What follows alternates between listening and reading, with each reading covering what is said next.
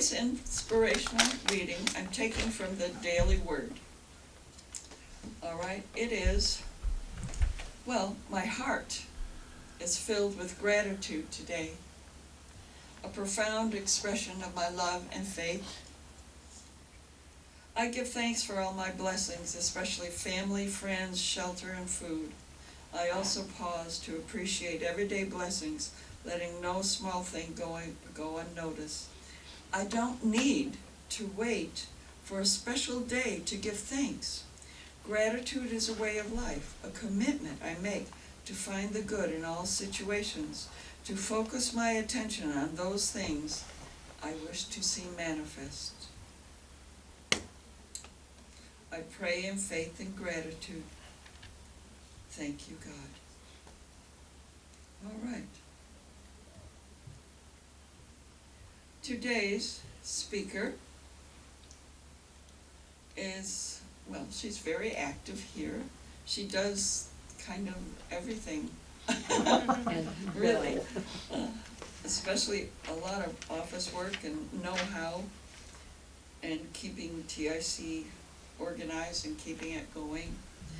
And so she's keeping the flow of giving and thanking going. That's the name of her talk. And let's welcome leader, teacher, Enterprise Counselor Jennifer Allen-Prather, our guest speaker today.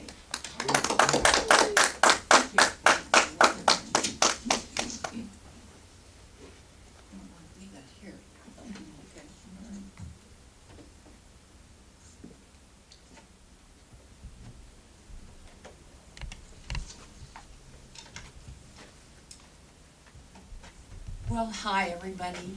Hello. Where there are two or more gathered together, well, we know that there is God everywhere. Keeping the flow of giving and thanking going. Whenever I think about Thanksgiving, I like to divide the word.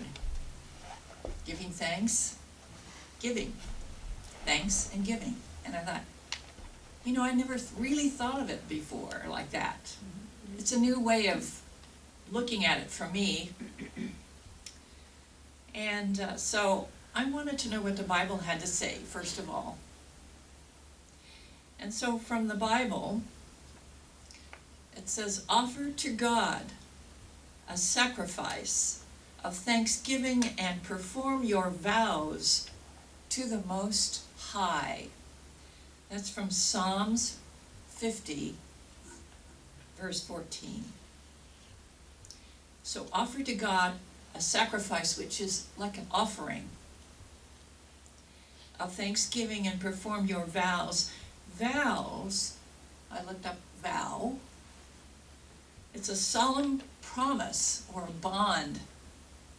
It's a covenant, an affirmation, an assurance, a sworn statement, troth. I give thee my troth. And when you think of offering and performing vows to the Most High, that's a very sacred activity. And when we think of Thanksgiving, of course we think about gathering with friends and family, and we think about the food that we're going to eat, yum yum, and all of the wonderful memories and camaraderie that we have when our relatives and friends get together. And to me, it seems even more relevant when we can, just for a moment, it's a very joyous time, but just for a moment, sacrifice an offering of thanksgiving to the Most High. Let our vow be a solemn promise to God that we will always praise God, thanking God, giving to God, because we receive, we can't outgive God. We just can't. But we can try. And then another Bible offering, and I love these are both from Psalms. This one says, let them give thanks to the Lord, for his unfailing love and his wonderful deeds for mankind. For he satisfies the thirsty and fills the hungry with good things. And that's from Psalms 107, verses 8 and 9. And so, when we think of hunger and thirst, yes, we think of the physical hunger and thirst. But I think in this context it means the filling up of God within, the knowing of the fullness of God within each person. Satisfying that hunger and that thirst. You know, so many people are searching. They feel empty inside. And they're searching for something bigger than who they are, something more than just the physical. They're thirsting and hungering for that God within, which here at the teaching of the inner Christ, we show how to tap into in a very physical way through a signal, and it's our own inner divine being that we're tapping into. And a lot of people don't have access to that, but we can show each person, if they so desire, how to tap into that hunger and that thirst for something bigger than who they are. And a sacrifice, what does that mean? Well, a lot of people think sacrifice means, the slaying of an animal and giving it up to an altar. And, that's one thing that the ancients did as part of their rituals. But here, the Webster Dictionary, Merriam-Webster Dictionary states that it's a solemn promise. It's a bond. It's a covenant. It's an affirmation or a sworn statement. We get to give up, renounce, and we get to destroy a belief by a sacrifice. So it's not really a sacrifice. We get to destroy a belief that isn't serving us anymore. We get to give up and renounce. We get to. We don't have to, but we get to. And so what happens when we give up an old belief? Well, for me, it leaves an opening for something new to enter, something positive, something with purpose, something love-filled. So from the Harvard Health Publishing, I got an article recently, and I just want to read a little bit of it. The title of the article is "Giving Thanks Can Make You Happier." Each holiday season comes with high expectations for a cozy and festive time of year. We do. We have high expectations. All the movies that we see with all the positive images, and the cocoa, and the family get-togethers, and the sleigh rides, and the music. However, for many, this time of year is tinged with sadness, anxiety, or depression. And certainly major depression or severe anxiety disorder benefits most from professional help. But what about those who just feel lost or overwhelmed or down at this time of year? And many people do, because it brings memories of loved ones who are no longer with us, or times that they had a long time ago that were joyous. Research and common sense suggests that one aspect of the Thanksgiving season can actually lift the spirits, and it's built right into the holiday: being grateful. The word gratitude is derived from the Latin word gratia, which means grace, graciousness, or gratefulness, depending on the context. In some ways, gratitude encompasses all of these meanings. Gratitude is a thankful appreciation for what an individual receives, whether tangible or intangible. With gratitude, people acknowledge the goodness in their lives. In the process, people usually recognize that the source of that goodness lies, at least partially, outside themselves. As a result, being grateful also helps people connect to something larger than themselves as individuals, whether to other people, nature, or a higher power. And today, I speak of that higher power.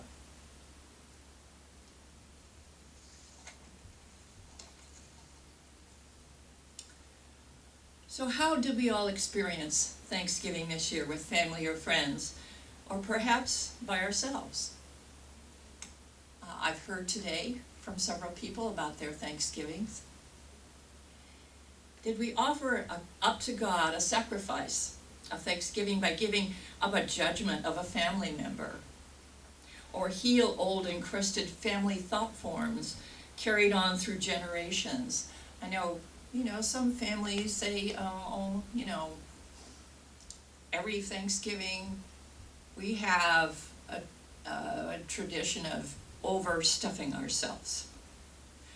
And maybe we don't need to do that anymore. Maybe that's a tradition that we can release.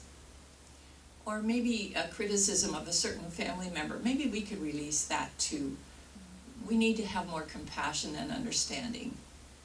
So those are a few of the negative thought forms that have been handed down from generation to generation that probably don't serve us anymore. Perhaps or perhaps not, but we can still make those efforts of healing. We can give up judgment. If we didn't do it then, we can do it now. We can do it anytime. So did we not only satisfy our physical hunger and thirst, but acknowledge that God is filling us up with divine love, peace, and goodwill? If not, then let's do that now. And so I'm going to go ahead and say a prayer for us, for all of us here right now. So if we want to just get comfortable, and for those of you out there on the internet, if you just want to take a moment to acknowledge that God, the source of all, the love, the infinite love, the non-judgment, the peace, the joy, the soul, the fulfillment of all, that source is within each one of us. Each one of us embodies that soul, that infinite love, that peace and that joy and that fulfillment right here, right now. And we claim that our source has never left us, and that we are ever grateful for all of the qualities that God has given us that we can use at any time. And we acknowledge that God is our Father, Mother. God is the law manifesting by our word and our thought. God is all-knowing, all-seeing, all-acting, all-wise within us. And nothing can be wrong, and nothing can obscure that goodness within us. That we are perfect spiritual beings living in a physical way on the earth to learn and grow and be joyous and love one another. And we give great thanks to God, the giver of all things of life within us. We give great thanks, and we sacrifice nothing because we are God right now. And I release this prayer into the universe, the universal law, knowing that all is well within us, around us, and through us. Thank you, wonderful God, and so it is. And so, I can remember a while ago, a long time ago, My grandmother Isabel, I called her Gaga. This is way before Lady Gaga, because I couldn't pronounce Grandma. She would be hosting almost every year the Thanksgivings in the beautiful Spanish colonial style home that she and her husband built in the 1920s. It was a beautiful house. 4 bedrooms, 2 bathrooms. A bathroom right off of the mudroom in the backyard where the kids could wash up. That was unheard of at the time. And a little breakfast nook in the kitchen and a beautiful dining room, fireplace with the Spanish tile around it. Beautiful rounded windows, Spanish style windows. And she was a great gardener. She had roses everywhere. And she did all her own gardening. When my grandfather passed away very young, he was in his 40s, she took over caring for 3 children and did the yard work and did the cooking and worked. And in those days, you know, it was difficult for women to find work, but she worked as a postmistress, and she worked for the county there, or the city of Linwood at the time. This was in Linwood. She was an amazing woman. She was also an opera singer. She had a career in that and until she lost her voice. And then she could only whisper. She kind of whisper talked. But I knew her then, and that was not unusual. So the fragrances that came out of the kitchen of her famous vegetable soup and other goodies wafted in the kitchen. The kids always ate at a card table, apart from the adults, but we didn't mind. We always said a short prayer of thanks before the meal, but I mostly remember a feeling of love, comfort, and protection at my Gaga's house. It brings almost tears to my eyes. After dinner, Gaga always wanted to take a picture of all of us in the front yard. Same people, same place, every year, but she knew how important it would be to have that remembrance later on. And it was very important. All of these memories inspire gratitude within me. I'm just so grateful that I had such a wonderful family. Most of them are gone now. But how can we bring up gratitude where we are right now? How can we do that? Well, we can give by writing a thank you note to someone. How many people write things these days? It's usually an email, or it's good. Usually it's an email, or it's electronic, whatever. Text. But how special is it to get something in the mail that's handwritten? Yeah. You know that somebody put an extra effort into giving that special gift of writing a note of thanks. So it makes me feel good to receive something in the mail. So, you know, you can send an email, or better yet, direct, just give it to the person. Just give it in person to the person. If you don't have any time to write, thank somebody mentally within your mind and your heart. We all can do that. Just whenever we think of someone who's touched us especially, we can thank them in our mind, and you know what? They'll get it. They will get it on some level. Keep a gratitude journal. Commit to at least 3 things that you're grateful for every day for 30 days, just 30 days, and see how it changes your life. 3 things, that's all. Count your blessings. Pick a time every week to sit down and write about your blessings. reflecting on what went right or what you're grateful for. Sometimes it helps to pick a number, such as 3 to 5 things that you'll identify each week. As you write, be specific and think about the sensation you felt when something good happened to you. Number 4, pray. People who are religious or spiritual can use prayer to cultivate gratitude. That's a part of prayer. Meditate. That's always a good thing to do. When you focus, especially with mindfulness meditation, you can focus on the present moment. And you know, when you write a thank you note, you're giving something. When you thank somebody mentally, you're giving something. When you keep a gratitude journal, you're thanking. You're doing a thanks.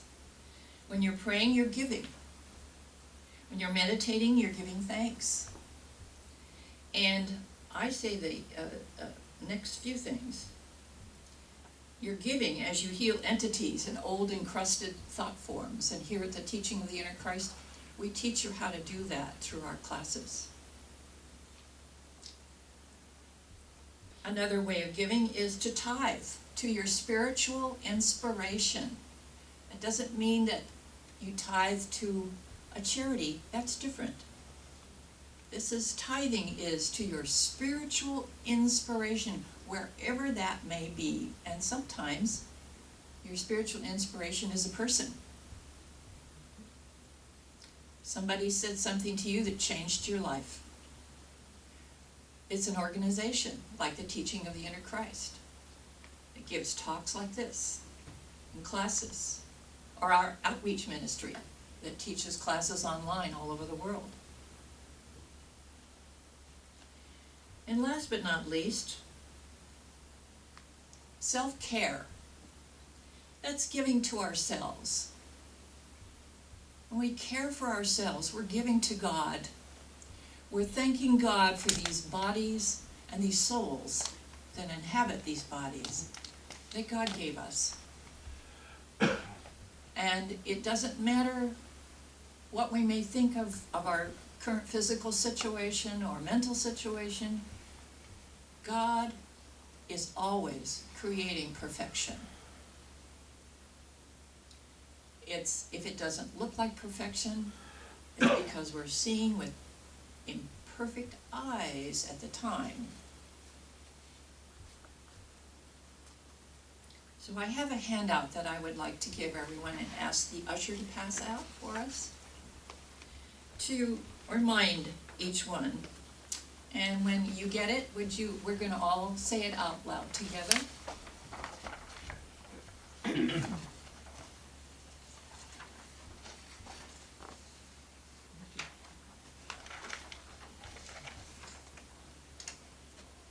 Does everyone have one? All right, let's say this together.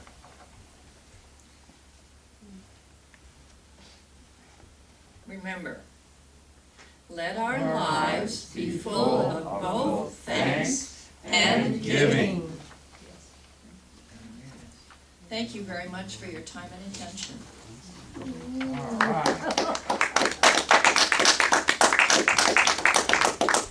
Yay. That was great. Yeah, wonderful. Well, thank you. That was great. Well, we need to keep the flow of giving and thanking going. How wonderful. And if you have found value in today's service, we invite you to assist in supporting the teaching of the Inner Christ as you are led by visiting our website, that is www.teachingoftheinnerchrist, all one word, .org, with your donation. We joyfully accept that. And we trust completely what Jesus promised us in Luke 6:38. Give, and it will be given to you. Good measure, pressed down, shaken together, running over, will be put in your lap. For with the measure that you use, it will be measured back to you. So we thank you very much. And now we will have the offering